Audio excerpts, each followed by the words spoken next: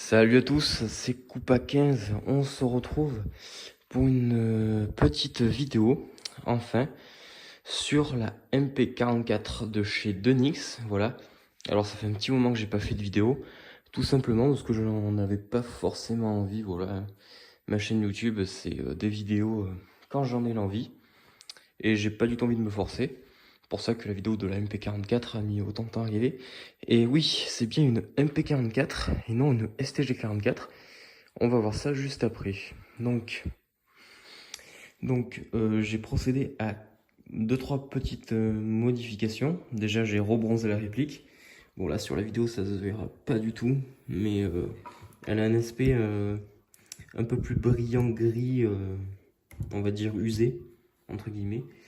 J'ai fait 2 marquages aussi à la Dremel. Alors bon, j'ai fait ça à la main, hein, ça va pas être incroyable, mais j'ai marqué le chargeur avec MKB42, MP43.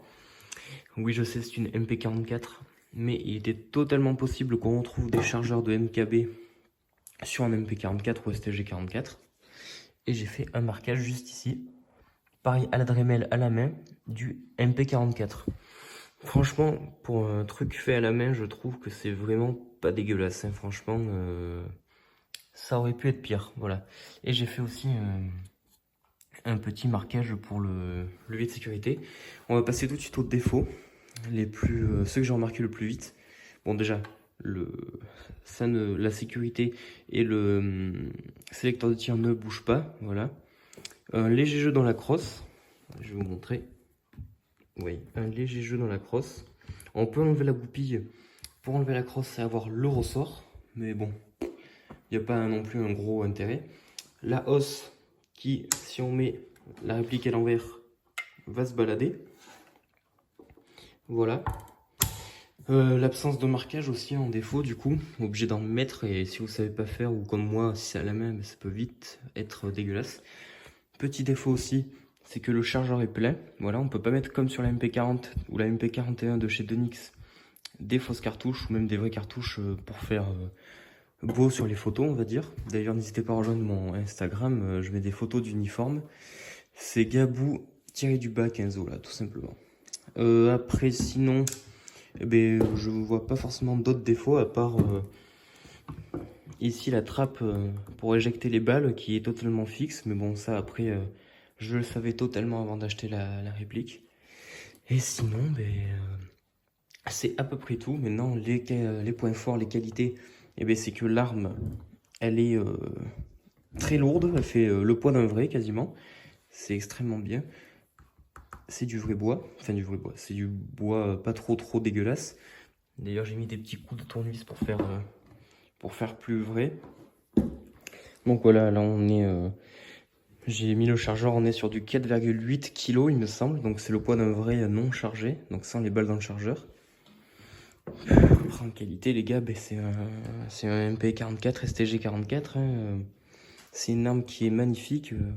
Enfin je veux dire, moi j'ai rien à dire. Hein. C'est une arme pour la fin de guerre qui est incroyable. Peut-être la plus belle avec le MKB42. Et du coup oui, ce n'est pas un STG44. Parce qu'en fait, le MP44, vous voyez tous les espèces de petits traits, tous les petits détails, en gros, s'allier sur MP43, MP44, tout ça. En gros, les STG44, il n'y a pas tout ça.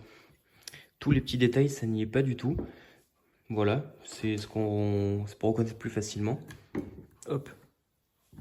Le levier d'armement. Je vais essayer de tirer avec la caméra, les gars.